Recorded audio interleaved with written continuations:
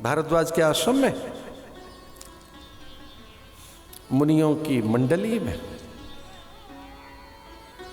वाल्मीकि के आश्रम में,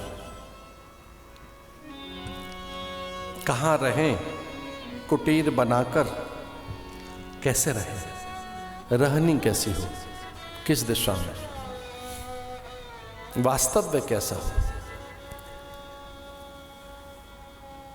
14 बरस के वनवास काल में राम 12 साल चित्रकूट में रहे, अन्य 2 वर्षों में भ्रमण है पूरा उनका।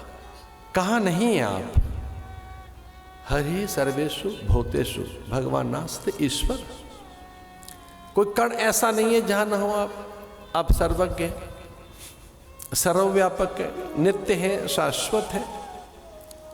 कहां नहीं है आप? जहां बताओ, चिदानंद में देह तुम्हारी, पवन प्रकाश आकाश सब आप ही तो है।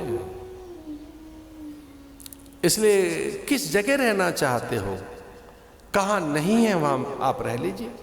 आप पवन में है, प्रकाश में है, जल में है, अंबर में है, तारों में है, ग्रह नक्षत्रों में है।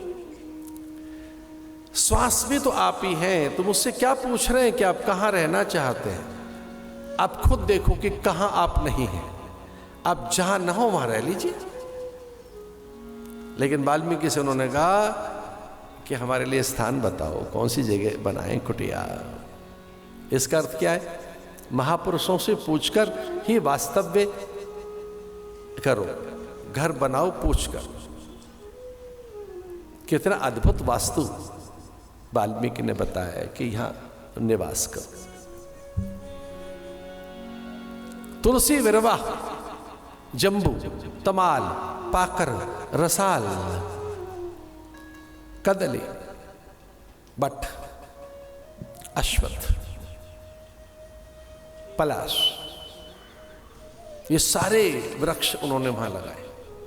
घर की वृद्धि के लिए बताया गया। 10 पुत्रः समा कन्या। घर में अगर बेटी आ गई है तो 10 बेटों के बराबर है। ये शास्त्र कहता है कि एक पुत्री लगभग 10 बेटों के बराबर है। 10 पुत्रः समा कन्या, एक बेटी 10 बेटों के बराबर है। लेकिन एक पेड़ 100 बेटों के बराबर है। एक वृक्ष शतपुत्र समावृक्ष। पर कौन सा पेड़? पीपल का पेड़, बट का पेड़। हो सके तो पेड़ लगाइए, पीपल का वृक्ष लगाइए, उसकी जड़ें लंबे समय तक रहती। वट के, कदली के, जम्बू, तमाल, पाकर, रसाल, खैर, शमी, शतपुत्र समः वृक्ष। भगवान ने वृक्ष लगाए।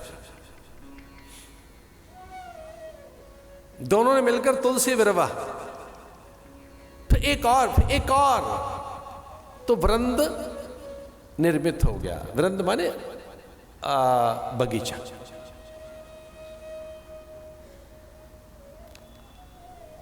विभीषण क्या वृंद था? नव तुलसी का वृंदत है, देख हर्ष कपे राय। तो वृंदा का वृंद बन गया तुलसी इतनी, क्योंकि तुलसी में प्राण सत्ता है। भगवान ने विरवा बनाया, मुनि मंडली का आगमन हो गया। अब वहां निरंतर मुनि मंडली रहती है। ब्रह्मचारी, योगी, यति, तपह, पूत, सन्यासी, ब्रह्मवेत्ता, गिरिकंदराओं से, हिमपत्तिकाओं से, गिरिगह्वरों से निकलकर झुंड के झुंड महात्माओं जो त्रिकालदर्शी थे, जो परकाया प्रवेश कर सकते थे, वो सब।